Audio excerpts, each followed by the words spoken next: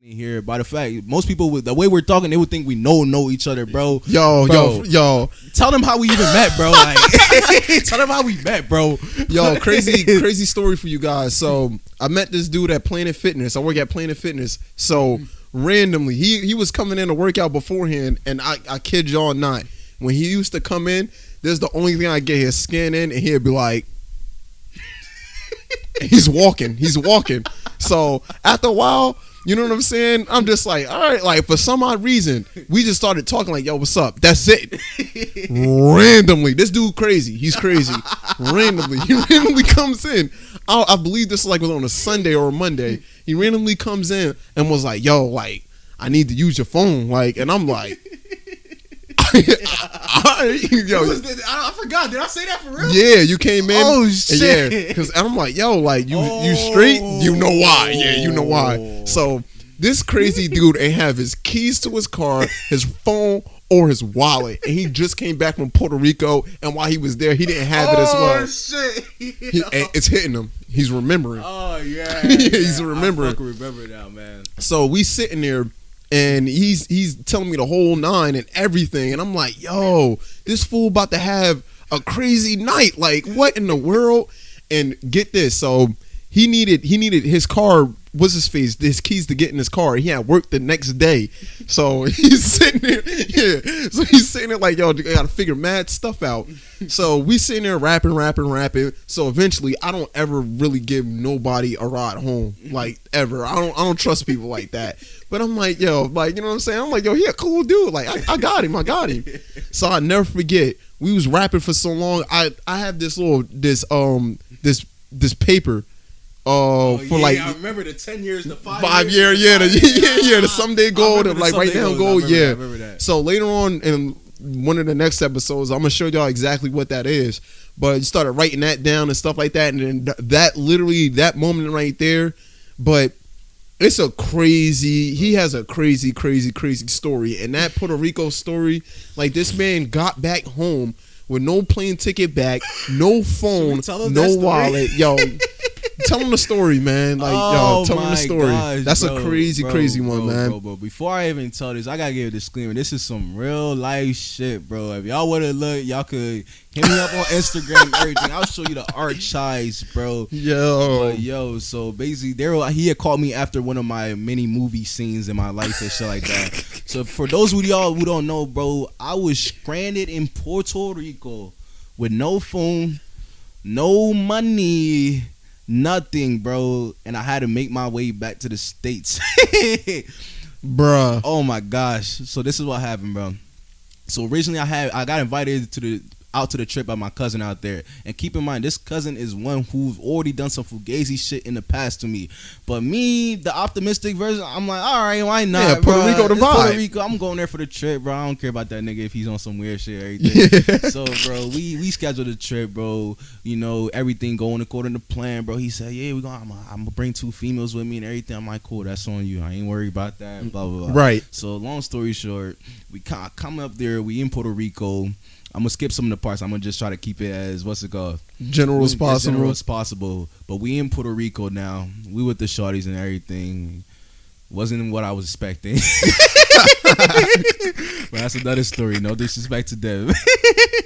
So everything, I should have seen some of the red flags that's coming up, bro. So when we finally out in Puerto Rico, there's a lot of shit that wasn't adding up with my cousin. First of all, he told me he was straight on bread. You see, I put enough money for myself. Right. Thinking that, you got yourself, we're going to be good. Right. Bro, as soon as we already out there, we went out to eat one of the first days and everything. So we was at this little bar sipping and everything. This nigga going to come to me and whisper me. He whispered in my ear like, hey, yo, bro.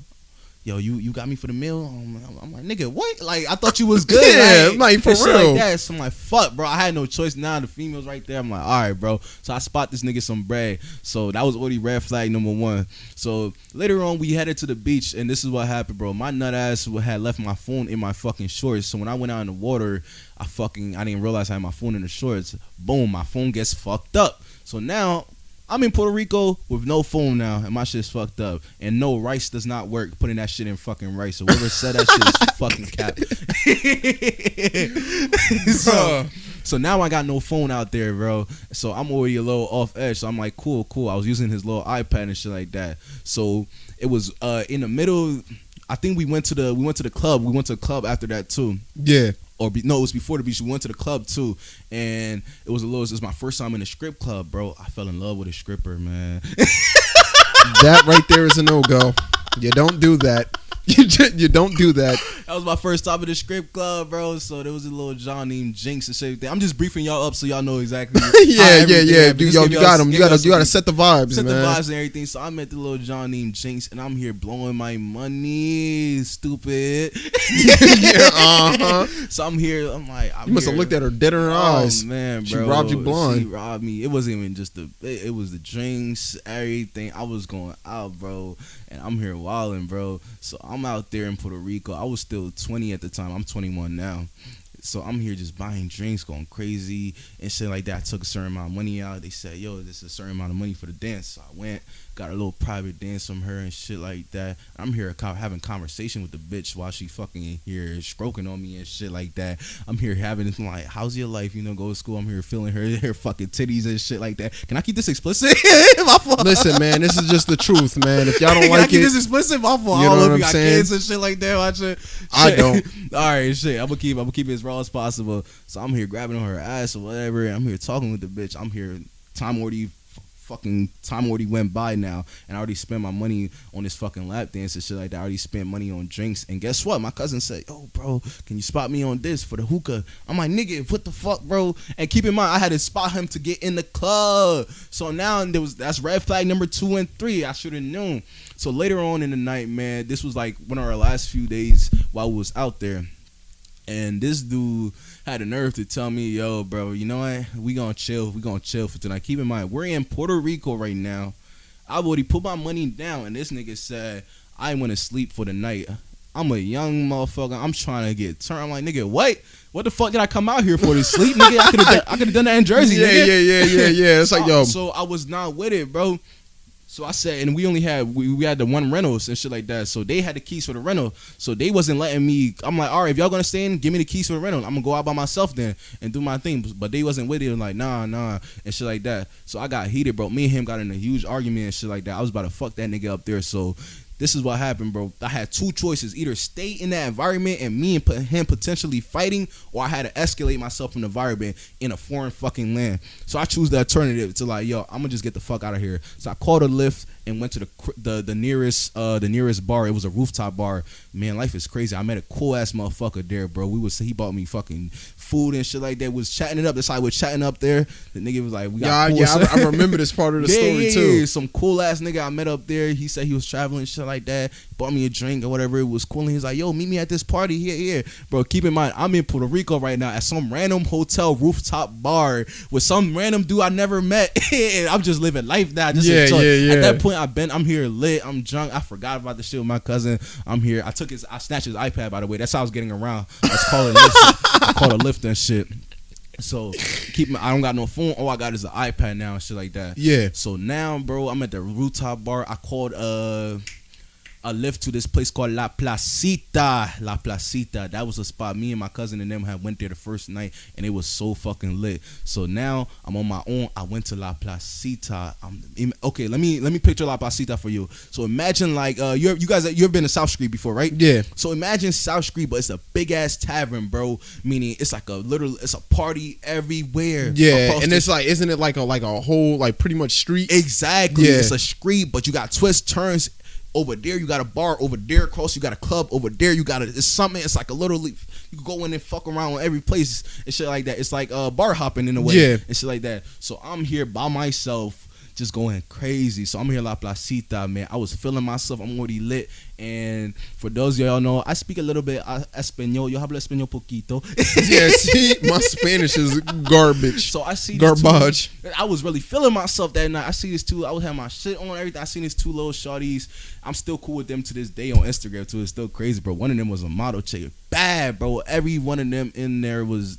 Oh man, I love Spanish women. Shout out to all my Spanish mummies. So I keep in mind, bro, this shit they didn't hit me until I realized, yo, I'm fucked. Cause I'm realizing, yo, after I went bar to bar having my fun and everything, I forgot the address to the Airbnb that we were staying at, to where we're fucking. And I don't have my phone. I only got a fucking iPad with no charger. So it was just like, it was a ticking time bomb, I'm thinking, yo. What the fuck? Shit hit me later on, bro. I'm here trying to get in contact with my cousin. No prevail, nothing. So I ended up taking a fucking Lyft ride. I called a Lyft to the nearest motel, bro. Yeah. And I had to stay at that motel for the night, man. And that's a whole nother story. I should have knew shit was fucked up when there was a stripper pole in the fucking motel, and I heard somebody fucking in the next room and shit like that. I'm like, I was like, yo, I gotta get out of here, so man. This is shiesty. This is getting real shiesty. Bro, so shit was already fucked up, bro. And it's bro. So now I'm finally panicking. I'm coming into realization, yo, I'm fucked. What the fuck? Yo, I'm in Puerto Rico right now. I don't even got my phone on me, and I just spent most of my bread. Yeah, so I was just like, shit finally yikes. sinking in. A part of me was screaming and panicking out my mind, bro. Cause if you don't know, there's still some wild shit that happened. I hear stories of people fucking selling their fucking organs. Like, niggas, they wild out here. That shit is real, bro. And the part we were in, it was nice and all, but it was still close to the hood. You feel me? Yeah. So shit could still go down. So now I'm low key worried and shit like that. So now I'm in survival mode, bro. I had to figure out how the fuck I'm gonna get back to my cousin. Yo, describe how time was moving when you was going through all of this. Oh my god, it felt like a movie, man. That's the best way I could put it. Time, man. I was here. I didn't even know what to feel. I was just in the moment, like just trying to process everything. It felt so it's crazy. just like you was locked in a weird way. I was locked where it's just like a life or death moment. Exactly, but at the same time, I'm telling myself, don't panic. You gotta figure this shit out, bro. You gotta figure this out or you're fucked. Yeah, for real, bro. So long story short, I was like, all right, first thing I need to do, I simplify everything for myself. I'm like, okay, I need some type of communication to get in, because the iPad's about to run low soon. So I needed a phone. So I ended up taking, it was morning time, I ended up taking a taxi all the way to the mall and shit like that. And that's when my first thing, I need to get a phone. I still had a little bit of bread left. I had at least 400 to 500 left. It was basically enough to get what I needed to get. So I was in the mall now and shit like that, trying to process everything, bro. Yeah. And at this point, I'm here looking for a phone. And there was a phone. It was a what was it called? Was it a Best Buy? It was a Best Buy near the mall. Yeah. So I ended up getting one of the prepaid phone and everything. Bam. I put a little bread down. They gave me whatever, everything. Now I got some type of communication to get to call people and shit like that. So I'm in the mall right now and everything, just walking around trying to get in contact with my cousin and everything. Wait, my fault. I didn't get the phone after I left from the mall. I'm still in the mall. Okay. I'm in there. Okay. So I'm here trying to figure out everything. My mind's on pinning. I'm in the Puerto Rico mall right now. No phone, fucked up and everything. So I met some kids. I met some some people around my age. They was playing Dragon Ball Z in the mall and shit like that, bro. So now it's crazy how my mind still processed to want to have fun in fucking stressful situations. Yeah. So I'm like, hey, I got next. Hey man, fuck it. I'm already fucked up right now. I might as well play some Dragon Ball Z. Yeah, it's like, yo, what I got to lose, man. Yeah, so they here play Dragon Ball Z. I hop in that bitch, and then from doing that, I got cool with one of the dudes over there, and he spoke English and everything. We got cool, bro. He started fucking with me, like, yo, you're a cool guy and everything, bro. And from there, me and him had got cool, and we basically started, he let me use his phone to call my cousin. Yeah. And keep in mind, nobody remember numbers on their top of their head. So I'm especially not now, man. It's over, so man. You know what I had to do, bro? I had to go. I don't know if you heard of Google Contacts. There's this thing called Google Contacts. Basically, I had some numbers that was still saved from Google Contacts. So I pulled up the numbers from Google Contacts, and my cousin, I pulled up her number. I had called everyone, bro. Nobody was picking up. My cousin was the last one. And I'm pretty sure, like, you told me that your cousin worked at the airlines, right? And was able to get you. She didn't work at the airlines, but she was able to call me, book me a flight. Oh, all right. She was able to book me a flight. So I put up Google Contacts, bro, for her to give me to help me out. Yeah. Thank God she picked up the phone. It was just by luck, bro. Keep in mind, this is a random nigga number from Puerto Rico. I'm using one of the kids' phone. It's a Puerto Rico number. Most niggas is not picking up unknown number. Yeah, so she was the only one to pick up. Thank God. And I told her the story. I said, yo, cuz I'm stuck out here. She's like, what? Puerto Rico? What? Like, she's here trying to process. I'm like, please, I understand it sound crazy right now, man, but I need you to, if you could help me get back home. So she ended up booking me a flight back home. She said, where are you right now? She's like, all right, the flight leaves for the next day. So the flight leaves for one day, so I still have one day out there to really forget out. And at this point, I'm running low on bread, bro. So long story short, I had to basically call some connects. I made friends with a taxi driver while I was out there. So and he was the one that took me to the strip club. He's the one that took me to some other places around and shit like that. Yeah. And then I told him, bro, I don't really got bread like that or anything. So we departed ways after that. But that's how I was getting around a little bit. I got cool with him and shit. Like, it's crazy, bro. Using my mouthpiece, that's what really saved me most of the time, bro. Just getting cool with people. I made friends with the girls. They helped me when I was out there. I made friends with the dude playing Dragon Ball Z. And bro, I made friends with the taxi driver, so he helped me get around. So long story short, I ended up calling the taxi driver to get me to the motel. I had little bread left, bro. And when I was at the motel, bro, I had one more night to stay just to make it. So while I was sleeping there in the motel, bro, this motherfucker calls on the phone and says, yo, your car just ran out. You gotta go. This is in the middle of the fucking night, bro. This nigga said, I gotta go. Where the fuck am I going? I'm in Puerto Rico at the motel. My flight is for tomorrow. My cousin just booked the flight. So I'm like, how the fuck? I'd be mad scared, I was so scared. So I literally had to beg the guy, man. I said, yo, please, man. I got nowhere else to go, bro. I promise you. I lied to him. I said, yo, my flight is early in the morning, bro. I promise I won't be here for long. He's like, no. I said, please, man. It's at 6 a.m. I'm going to be going right at 6. He was like, no. I kept begging. I kept pushing. He's like, oh, okay. You can stay, but in the morning you gotta go. My flight was actually later on, but I lied to him and said it was early. Yeah. Just to get that nice sleep there, man. Yeah, so he could, let me stay. So now I'm in there at the night, bro, and I remember I still had a little bit of funds left, bro. And I'm still such a dickhead, bro. This is how my mind works, man. I'm being crazy. I'm here. Imagine in a stressful situation, you still trying to have fun. Now I'm here just chilling in the motel, just reflecting. I'm like, fuck, the battle's not over yet, man. So that's what I did. You went out. I went out. I went back to La Placita. Oh man, this man said this is gonna be my last night in here, so I'm about to make it. Because I was talking to my bro, he said, "Hey man, you already got a flight." I was using the prepaid phone and shit like that. He said, "You might as well go." I was like, "All right, fuck it." So I went out, bro. I went out, bro. I was wilding. I had got fried with some random dude, bro. I was wilding out there. I took an edible with some random, paid an edible for some nigga I don't even know in the streets. I don't know what was going through my head, bro. I was fucking wilding, bro. So that's what survival do to you, man. You just like, anything goes. It was a point of I had logicness. There was a point where I was on some real stupid shit. But it was a good balance where I wasn't all the way too stupid. Yeah, you feel me? So I ended up going out La Placita, wilding out. I came back to the motel in time and everything. And I did my flight. My flight was for the night. Oh yeah, I forgot to tell you, when I was out there for La Placita, man, that's when I was really wilding, bro. Bill, I was the life of the party. No cat with you. Every place I went in, I was the life of the party, bro. They would have never guessed the situation you was actually in. I'm here dancing, going crazy, dancing with some fine Spanish females, bro. I'm here wilding, bro. They got their Snapchats on, like, hey. So you sitting here, dog, having a time of your life. I'm here wilding, while going through a crisis. While going through the crisis. At the same time, bro, don't get me wrong. When I was like, they didn't have the plane ticket, anything out. This is when I got a little bit comfortable. I'm like, all right, at least I got to flight back and shit like that. But the other time, I was panicking the fuck. I was freaking the fuck out, bro, and shit like that. No, I was going crazy. But now I had a little bit of leeway. So I ended up going back to the motel, bro.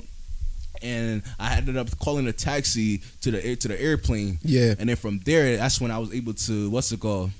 Oh yeah, I forgot to tell you the part, bro. When I was this is how I knew I missed my fucking flight, bro. When I was at the mall, when I used the ball phone, I called my cousin. That's what I called first, and he had picked up. And I called him. I'm like, yo, bro, where you at, bro? You know what he told me? What? He said, at the airport? He said, nah, bro, I'm back in the States. I forgot to tell you, and guess what? The nigga left all my clothes back in fucking Puerto Rico. Oh, I remember that, yo. Oh, my fault. This story. And it was inside the Airbnb. Exactly. Oh yeah. I left your clothes there. I was so fucking heated, bro. I'm briefing this story. It's been such a long time, so there's some part that I might miss. There's some part I skip and pull forward, but it's cool. That was one of the parts where this nigga is already back in the States, and I'm here heated, bro. That's crazy, bro. So I was so mad. Now I'm in the airport now. Fast forward, I'm in the airport now and shit like that. and I finally had some type of leeway and everything. Thank God they let me use because it wasn't an actual ticket, it was like a virtual ticket. Yeah. All I had to do was show it. So they let me show it. So I got the flight now. Now I'm here somewhere. The battle's not over yet. Keep in mind, I still got to figure out a way someone's going to pick me up from the Jersey, from the airport, the flight and everything. Right. So while I'm there, bro, long story short, I met up with some travelers, some European travelers. They were cool as fuck. I told them the story. We got cool somehow again. I have a good way of making friends in a weird situation, bro. That's one of the gifts I learned when I was reflecting over that trip, bro. I made friends with a lot of people who just wanted to help me out. Yo, for real, I ended up being one of them, bro. It's when it was all said and done, yo, yeah, for real, yo. So I ended up, I told them the story, bro. They're like, oh my God. I'm like, yo, if I see my cousin, I'm gonna fucking kill him, bro. I was so mad, bro, and everything. He's like, no, you should let it go. Karma's gonna come to them. I ain't want to hear that karma shit at the time, man. It's like, yo, I am karma, yo. I wanted to kill that nigga, bro. Imagine a nigga just leaving without you. Keep in mind, after a while, I really reflected on it as I grew and mature. I'm like, you know what? I had some part to play in that shit. Maybe I shouldn't have stormed out in the crib with no fucking phone and everything, wilding out like that.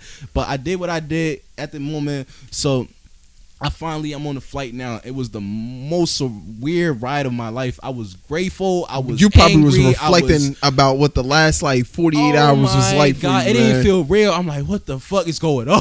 Yeah. I was angry. I was happy. I was grateful. At all mix of emotions at the same time. And I didn't know what the fuck to feel. A part of me wanted to fuck my cousin up. A part of me wanted to just, just let it go, man. Move on with your life, bro. Everything, bro. So I'm here. I finally made it back, bro.